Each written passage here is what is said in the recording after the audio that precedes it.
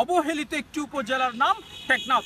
আর এই টেকনাফ বিভিন্ন গুণে গুণান্বিত, সম্পদে ভরপুর এই টেকনাফকে ঘিরে অনেক বদনাম রটালেও পরিশেষে এই টেকনাফ যে বিভিন্ন বিষয়ে এগিয়ে যাচ্ছে সেটি পরিলক্ষিত হয় বিভিন্ন কাজের মাধ্যমে।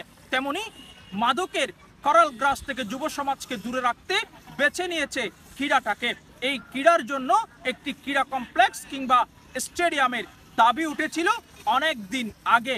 সেই দাবির প্রেক্ষিতে হয়তো ক্রীড়া পরিদপ্তর ও যুব ক্রীড়া মন্ত্রণালয় একটি স্টেডিয়াম এই টেকনাফে করতে যাচ্ছেন। তবে কি দাবি উঠেছিল সেই বিষয়ে আমরা কথা বলেছিলাম টেকনাফ উপজেলা ফুটবল দলের সাবেক ডিফেন্ডার বাবুল শর্মার সাথে। কি বলেছেন তিনি সেই বিষয়টি জানাবো আপনাদের। আমাদেরকে অনেক খেলা এখানে প্রধান অতিথি আমাদের সাবেক সংসদ আজম ভাই আমাকে মাঠে বারবার পরিস্থিতি দিয়েছিল। উপজেলার চেয়ারম্যান আর আমাদের সাবেক সংসদ আজম ভাই আমাদেরকে অনেক পরিস্থিতি দিলে এই তিনটা এই মাঠটা আমাদের মিনি স্ক্রিন করে দিবে বলে আমাদের অনেক প্রস্তুতি দিয়েছে।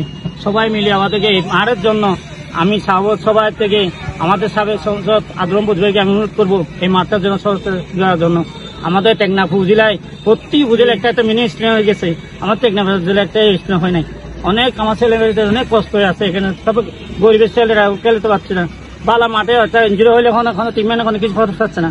এই কথাটা বলছি আমাদের এখানে বারবার আমাদের সব যে সরকারের মাননীয় সংসদ আছে, আমাদের এখন উপজেলা চেয়ারম্যানও পুরসভার মেয়রও সবাই আমাদের থাকে, সবাই উদ্যোগে থাকে আমাদের এই মাঠটা যেন আমি সরকারকে অনুরোধ করবো এই মাঠটা যেন মিনি স্টেডিয়াম হয়, সবাইদের জন্য মঙ্গল হবে, আমি এই কামনা করি।